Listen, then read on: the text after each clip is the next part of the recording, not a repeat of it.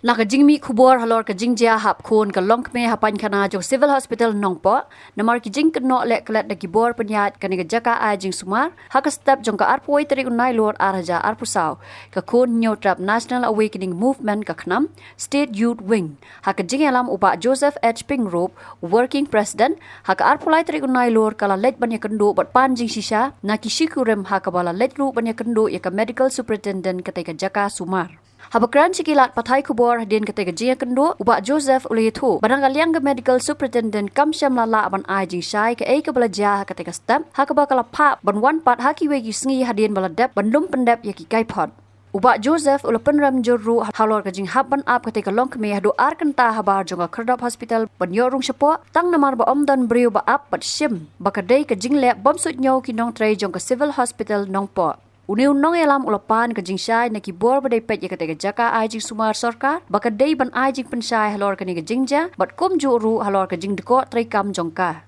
Tinggal hamni civil hospital ngakli ni doktor in charge mentan oi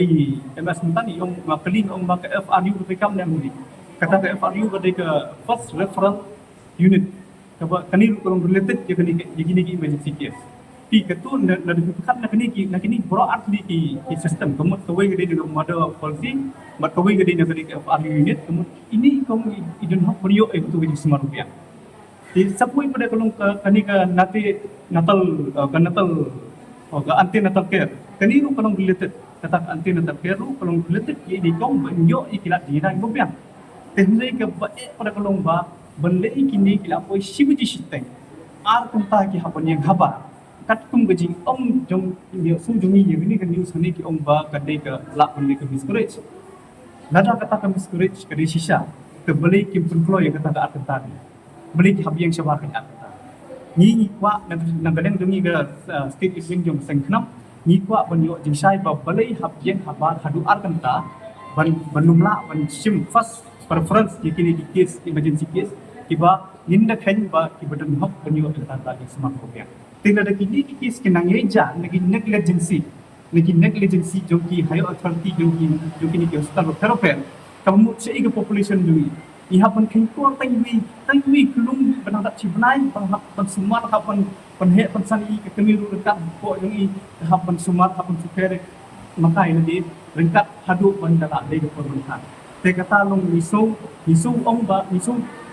dei ong ba nim dei bandan kini negligency Haginu ke hospital, haginu ke jaga sumat hatu bedai bat kini ki